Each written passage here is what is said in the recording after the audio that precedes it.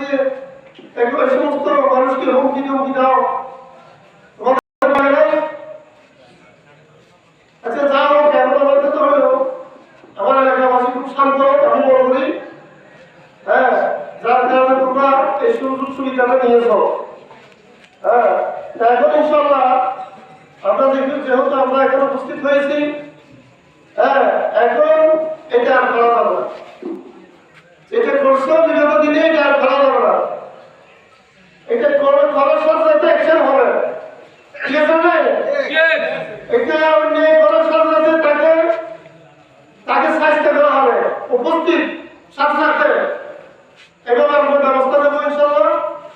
হ্যাঁ, ওইভাবে আমরা সবাই চেয়ে থাকবো, যেখানে থাকি এই সম্পদ পাওয়ার সাথে সাথে আমার এলাকার কোনো ভাইকে, যেগুলো ভাই নিরহ মানুষকে উপর জুলুম করছে, অত্যাচার করছে, অন্যায়ও মারছে,